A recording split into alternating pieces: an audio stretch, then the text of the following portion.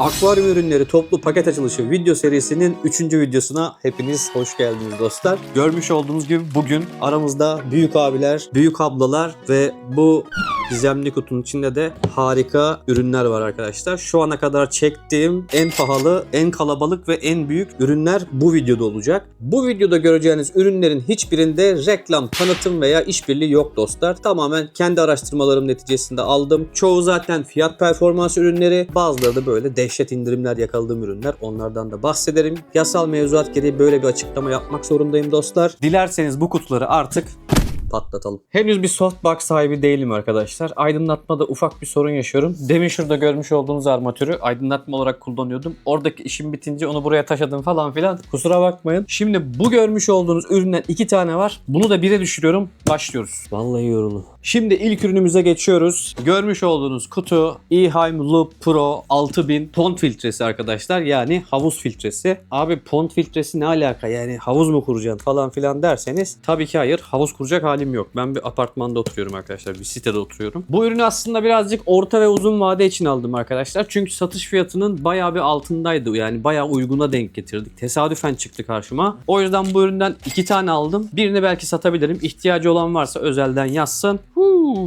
Şimdiye kadar açtığım en büyük filtre kutusu oldu. 6 silindirli motor bloğu gibi. Üstünde ne gibi bilgiler var? Kısaca bir göz gezdirelim dostlar. Diyor ki maksimum 6 tonluk yani 6000 litrelik bir pondta kullanabilirsiniz. Yani 6 tonluk bir havuz kuracak halimiz yok ama bizim için 1 ton da çevirse ilerleyen vadede tabii bakarsınız devasa bir tank kurarız. Orada kullanırız. 6 tona kadar diyor boş bir havuzda kullanabilirsiniz diyor. Eğer pondunuzda balık varsa maksimum 3000 litre diyor. Eğer ki diyor havuzda koi varsa yani daha büyük balıklar, daha çok pislik çıkartan balıklar varsa bu hacim 1500 diyor. Pompanın gücü 15 watt, ultraviyolenin de 11 watt diyor. 10 metrelik pompa kablosu, 5 metrede ultraviyolenin ayrı kablosu varmış. Eheim'dan da 3 yıl garantisi varmış. Ama bunun üretim tarihi kaç? Hemen bakıyoruz. Üretim tarihini ben şu an göremedim. Belki içindeki kılavuzda görürüz. Bu cihaz devasa ama bunun en büyük özelliği ne biliyor musunuz? Ultraviyole lamba olması. Yani ayakla mücadelede çok iyi diyorlar. Şu an bu ürüne yüzeysel olarak göz atacağız dostlar. Ama ilerleyen dönemlerde ben bu ürünü detaylı olarak inceleyeceğim sizler için. Dilerseniz şimdi kutu içeriğine geçelim. Yani harbiden motor bloğu gibi bir kutu var. Hemen size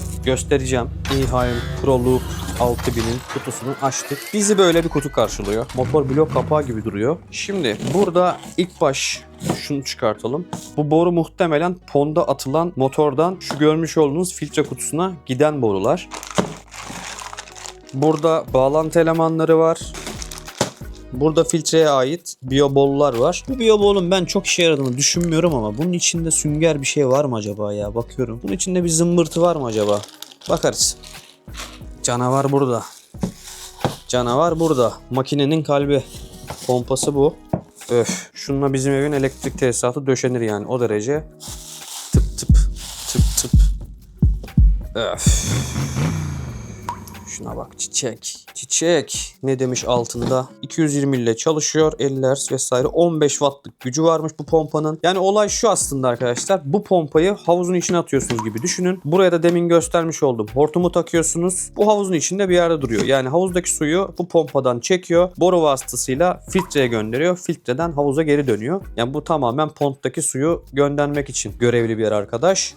Burada da ne demiş? Ana bak bunda çok güzel bir olay var. Resmi görenler ayıktı mevzuyu. Dur buna geliriz. Bunu bir kenara koyayım. Burada ne var? Kendimi şu an var çocuk gibi hissediyorum ya. Şöyle yapalım. Ben bu kutuyu masaya alayım. Tek elde çekim zor olacak çünkü. Evet arkadaşlar. Bu da bizim filtre kartuşumuz. Filtre kovamız. Şu yanlarda. Abi bu nasıl açılıyor şimdi? İşte görmemişin pond filtresi olmuş. Bir yerini açamamış. Gırtlak dolusu pond filtresi. Filtre kovasında bizi ilk karşılayan şey şöyle bir arkadaş. Bunu da attım. Bak. Ultraviyolenin kalbi. Puritek 9 wattlık ultraviyole lamba arkadaşlar. Bunu da hemen açıp bakalım. İtalya'da üretilmiş Osram Puritek markası. Şöyle 4 soketli çiçek gibi bir UV'miz var. Bu ampuller daha önce kaliteden geçmek için muhtemelen çalıştırılmış, yani içindeki sarımda coil'inde yanma var. Çalışıyordur diye umut ediyorum. Bunu da kırmadan hemen kenara alıyorum. Sonra böyle bir tava var arkadaşlar. Tavanın da bir esprisi var mı? Var. Tavayı da incelersek şurada bir su gideri var. O da daha sonra sonra buraya geliyor. Bunu da bir kenara alayım. Sonra cıvma. Burada da bir tava daha var. Bu buna mı bağlı? Bunu böyle komple kaldırdık. Öf. Şöyle dörtlü bir biyolojik sünger atmışlar. Bu burada olacaksa biz biyobolları nereye koyacağız? Bu boşluğa mı koyacağız? Bunun üstü oturacak biyobollar burada mı duracak o zaman? Birazcık gariplik var. Çözemedim. Şu sağda bir tane su tahliyesi var. Bir de solda su tahliyesi var. Bayağı böyle alet çantası gibi bir şey şu an. Tekrardan ürünü zbam. Her şeyi böyle paketi açtığım gibi yerine koyuyorum. Biyobollar burada mı duruyor acaba ya? Neyse kafama takıldı. Bunu da şöyle iki elinle bir filtreyi doğrultamıyorsun derler adama. Bu tamam. Geriye UV kaldı arkadaşlar. Bunu da alalım. Şunlara da bakacağız. Oba. Gel babaya. Bu da UV lambanın kartuşu arkadaşlar. Bazukası. Şu arkadaş şuraya giriyor. Su şu delikten giriyor. UV'nin içinden geçiyor. Daha sonra şu görmüş olduğunuz hattan filtreye giriyor. Filtreden geçtikten sonra mekanik temizleme, biyolojik temizleme yapıyor. Daha sonra buradan ya da iki taraftan birinden çıkış yapıyor. Şimdi onu bakamayacağım. Eheim'den Allah razı olsun. Türkçe kullanım kılavuzu koymuş. Bütün meramı gideriyorum. Okey. Ne demiş? Bunu buradan bağlayın. Şunu şuradan bağlayın. Bunlarda zaten bağlantı elemanları demiştik ya. Şunun bir tanesi içeriye dışarıya vesaire sızdırmazlık elemanları. Hepsi burada yani. Eksik yok. Cayır cayır. Filtre abi diyor ki bakın burada UV'yi bağlayın diyor. Montajını göstermiş. Daha sonra sıralamasını göstermiş. Minimum 20 santim su yüzeyinden alçakta olması lazım diyor motorun yani pompanın. Vay be bayağı güçlü demek ki. Diğerleri de ıvır zıvır. Bunu at. Bak resimde ne gördüm biliyor musun? Abi çok güzel ya. Pompayı diyor aynı zamanda şöyle aparatlar takarsan fıskiye olarak da kullanırsın. Yani süs havuzlarında havaya sıçrayan sular var ya. Onun gibi de kullanabilirsin diyor. Yani illa filtre olarak kullanmıyorsan Eheim'in garanti belgesi varmış. Bunu açmayacağım yine. Gelin ata binmiş ya nasip demiş. İlk ürünümüz Eheim Pro Loop 6000'di dostlar. Şimdi sıradaki ürüne geçelim. Sıradaki ürünümüz bir bazuka arkadaşlar. Bu görmüş olduğunuz üründen iki tane var. Bir tanesi şu an görmüş olduğunuz akvaryumda takılı. Bu üründen memnun kaldığım için bir tane daha aldım. Bunu açmak için inanın 1,5 aydan beri bekliyorum bak. Bantları bile açılmadı. Bu armatürü akşam 6, gece 12 burada kullanıyorum. Akşam yatarken yani 12'de de diğer akvaryumu alıyorum. Gezdiriyorum yani. Bir ona. Çünkü bu kutuyu sizlerle birlikte açmak istedim arkadaşlar. Karşınızda Chiros B90.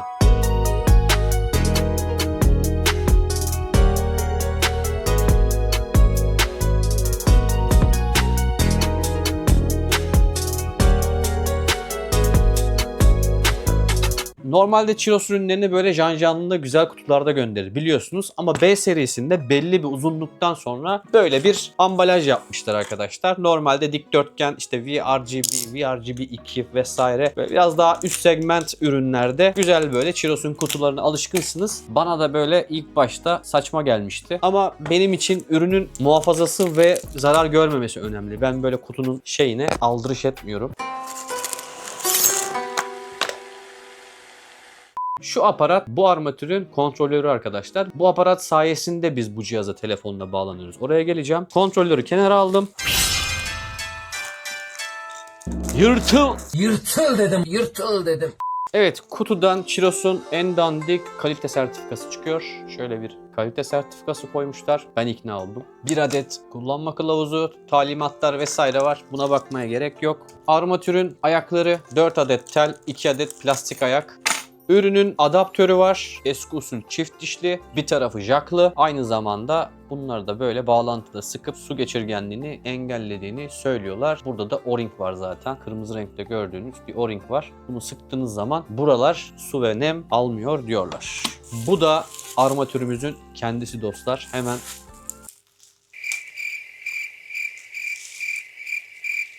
vallahi açamadık.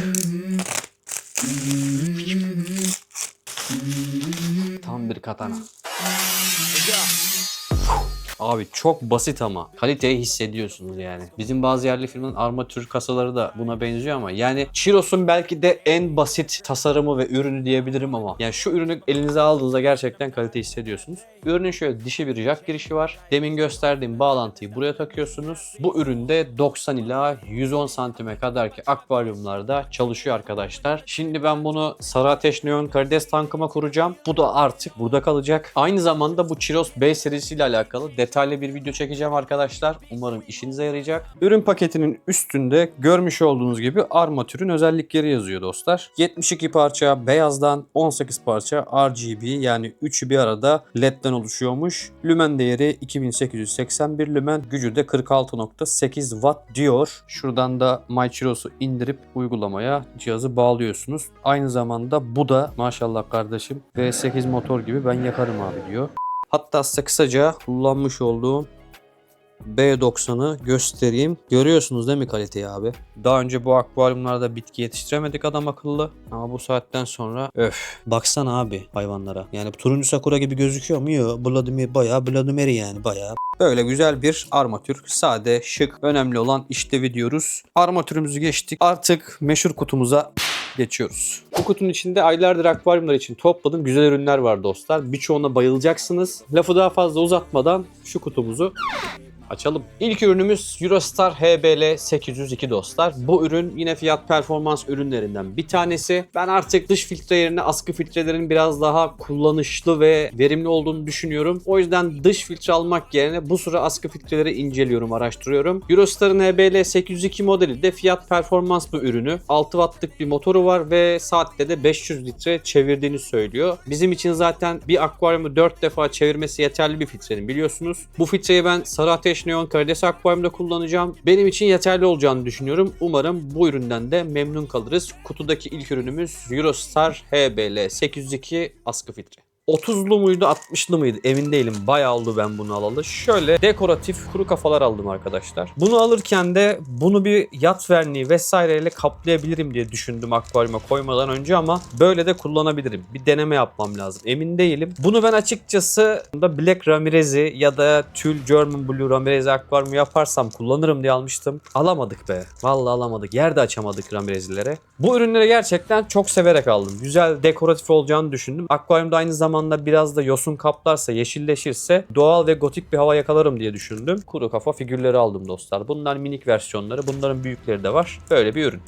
Bir diğer ürünlerim de Shrimp Forever'ın Color yemi. Ben bu Shrimp Forever'dan arkadaşlar daha önce bir tane alıp denemiştim. Sarı Ateş Neon karideslerde. Karidesler bayağı memnun kaldı bu yemden. Bazen yemedikleri de oluyor bu arada. Muhtemelen tok olduklarında. Karidesler üzerine renk konusunda ne kadar etkisi var ben şu an anlamadım ama bir zararını görmediğim ve karideslerini de severek tükettiği için 2 kutu daha ekleme yaptım. Bir diğer ürünüm de Shrimp Forever Color yem. Sıradaki ürünüm de 25'li kapsül gübre. Akıllı gübre olarak geçiyor dostlar. Şöyle kapsül gübre. Bu gübreleri henüz kullanmadım. İleride bitkili böyle yoğun bitkili ya da biraz orta zorlukta bitki dikmeye karar verirsem armatürü de aldık. Dedim zeminde de birazcık bu ürünü deneyeyim dedim. Daha önce ben Neo'nun tablet gübrelerini yani misket gübrelerini de diyebiliriz. Onlardan kullanmıştım. Tabi armatür çok zayıf olduğu için böyle verim alamadığımı düşünüyorum. Bunu da böyle değerlendireceğiz bakalım. İleride kullanırız. Bir diğer ürünümüz de Crystal Pro'nun üretmiş olduğu karides takviyelerinden biri. Shrimp Minerals adlı ürün. Bunu ben yakın zamanda denemek için Türker abiden dızladım. Türker abi teşekkür ederim. Bunu ben öncelikle turuncu sakura akvaryumunda kullanacağım. Muhtemelen birkaç ay denerim. Karideslere bir faydası olduğunu ya da en azından karideslere bir zararı olmadığını anlarsam Sarı Ateş Neon tankında deneyebilirim. Ama emin de değilim. Çünkü Sarı Ateş Neon karidesler çok hassas su takviyeleri konusunda. Bu da bir diğer ürünümüz Crystal Pro Shrimp Minerals. Temu'dan gelen bir diğer paketi de sizler için açıyorum. Bu bir keski türü arkadaşlar. Bununla genelde ince işçilik yapılıyor. Bunu da iyice sarmışlar açılmasın diye. Şöyle ağzı olan bir ürün. Bunu ben böyle özellikle dekor, tasarım, bitkiler vesaire için aldım. İleride kullanırım diye böyle güzel, ince uçlu, ince iş yapabileceğiniz bir yan keski diyebilirim. Bunda inşallah güzel tasarımlarda kullanacağız. Yine Temu'dan gelen bir ürün. Bir karides kepçesi. Şöyle bir karides kepçesi aldım. Bunu alma sebebim de şu arkadaşlar. Karidesleri genelde büyük kepçelerle alması zor oluyor. Şu an kullanmış olduğum karides kepçesi bu. Daha önce almıştım yine Temu'dan. Bu da yeni aldım. Yani farkı görüyorsunuz. Küçük akvaryumlarda ya da bitkisiz böyle boş bir akvaryumda alması kolay. Yani çok dert değil ama özellikle bitkili ya da tasarımlı bir akvaryumunuz varsa karides ya da küçük canlıları yakalamak biraz zor oluyor. O yüzden böyle küçük bir kepçe aldım. Gayet kullanışlı bir ürün. Şu an kutusunu attım ama 45 santim falan uzuyor. Güzel teleskopik bir karides kepçesi aldım. İnşallah güzel günlerde kullanırız. Yine Temu'dan gelen bir paket. Şöyle bir ürün. Buraya hava bağlıyorsunuz. Buradan çıkış veriyor. Buradan kısabiliyorsunuz. Ben bunu dağıtıcı kafasıyla kısma açma pipo filtrelerde kullanmak için aldım. Böyle basit ürünleri Türkiye'de bulmak ne yazık ki zor. Ama denk geldikçe farklı modelleri alıp kenara atıyorum yani. Şu an lazım olmasa bile ileride bize lazım olacak bunlar. Bunlar benim için basit ama kıymetli ürünler. Şöyle 20 tane de kısmalı hava dağıtıcı L ya da T dağıtıcı diyebiliriz. Axolot'a biliyorsunuz arada un kurdu veriyorum. Un kurtları da bazen pupa oluyor. Onları da veriyoruz ama protein değerleri düşüyor. Bunlara böyle farklı farklı kültürler koyabilirim. Ne bileyim hani burada un kurdu olur. Pupa olunca yukarıya alırım gibi böyle bir düşüncem var. Olmazsa eğer Microfex koymayı düşünüyorum. Yine bu ürünü canlı yem için kullanacağım. Yine canlı yem için yani kurtlar için, böcekler için 1 kilo kadar şöyle yatak aldım. Bunun içeriği muhtemelen kepek unuyla talaş mı tam emin değilim ama şöyle 1 kilo da yatak aldım. Aynı zamanda yine canlı yem kültürlerim var. Benim elimde un kurdu vardı fakat morya kurdu yoktu. Morya kurdu aldım arkadaşlar. Bunda da dubia var. Dubia benim daha önce kullandığım bir canlı yem değil, bir böcek değil. Orada fiyatı uygun geldi. Dedim bunu da ekleyeyim bir deneyelim bakalım aksolotun tepkisi ne olacak diye. Aksolotumuzu güzel besliyoruz. Çeşit yapalım dedik. Bunlarla birlikte 3 çeşit canlı yemim oldu. Bunları üretebilirsek üreteceğiz. Üretemezsek de bitene kadar cımbızla vereceğiz yani. Şöyle bir rulo misine aldım arkadaşlar. Bu florokarbon bir misine. Özellikle karides akvaryumlarında tellere mos sarıyoruz ya. Monofilament misine alırsanız bu akvaryumda çok belli oluyor. Ama florokarbon misine alırsanız onu suda görmeniz çok zor oluyor. Yani sarım yaptığınız misine gözükmüyor diyeyim. Size de tavsiyem arkadaşlar mos sarmak için misine alacaksanız florokarbon almaya dikkat edin bu arada. Bazen yeşil modeller denk geliyor. Ben bulamadım. Eğer yeşil tonlarında florokarbon misine bulursanız en incesinden mos sarmak için tavsiye ederim. 2 farklı misineyle sararsanız aradaki farkı anlayacaksınız. Tavsiye ediyorum. Geçtiğimiz dönemlerde bir hobici arkadaşımızdan şöyle plexi özel kesim bir yavruluk aldım. Bunu kurup size göstereceğim. WhatsApp gruplarında tanıştım. Kaan adında bir arkadaşımız var. Karides hobisiyle ilgileniyor. Aynı zamanda bunun yanında da böyle güzel 2 tane de mos sehpası göndermiş bana hediye olarak. Teşekkürler Kaan. Sağ ol. Bu ürünü ben geldiğinde bir kere monte ettim. Daha sonra söktüm ama bunu muhtemelen sabitleyeceğim yapıştırıcıyla. Bunu kurunca da size yakın çekimden görsellerini gösteririm. Bunu özellikle karideslerde yavruluk olarak kullanıyorlar. Ya da canlınızı yakın çekimden çekmek isterseniz güzel oluyor. Yani akvaryumda canlı aramıyorsunuz. Güzel bir ürün. Plexiden. Akvaryuma bir salınımı yok. Bunları da size yakın çekimden göstereceğim. 2 tane ürünüm var. Bayılacaksınız ya. Şöyle ikili bir cımbız takımı aldım. 12,5 santim. Biri eğik, biri düz. Bu tarz ürünler arkadaşlar hani akvaryumda mos sararken, bitkiyle hani böyle bitki yapıştırırken ufak tefek işlemlerde çok güzel iş görüyorlar. Bunları canlı yem için de kullanıyorum. Atıyorum Microfex'i alırken, ayıklarken vesaire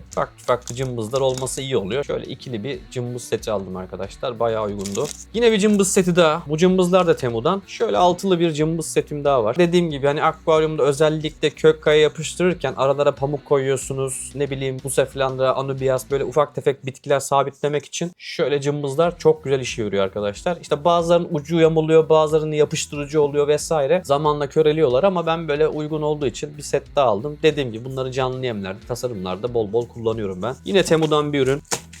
Şöyle açılı bir makas arkadaşlar. Ne kadar net görebiliyorsunuz bilmiyorum ama. Bu ürünü özellikle böyle Bucephalanda ya da Anubias keserken, rizom bölerken kullanmak için aldım. Aynı zamanda ucu bayağı keskin. Mos sararken de böyle mos budama yapabiliriz yani. Güzel bir ürün. Yine fiyat performans ürünü. Şöyle ortasında bir kilit var. Şöyle bir ağızlık yapmışlar. Bir yeri delmesin diye. Şöyle fiyat performans ürünü bir makas aldım. Evet yine Temu'dan gelen bir ürün. Gördüğünüz gibi bir hassas terazi. Bayağı güzel paketlemişler bu arada. 0,1 gramla 3 kilogram arası ölçtüğünü söylemiş kendisi. Şöyle bir tane muhafazası var. Plexi. Sonra bir tane daha muhafazası var.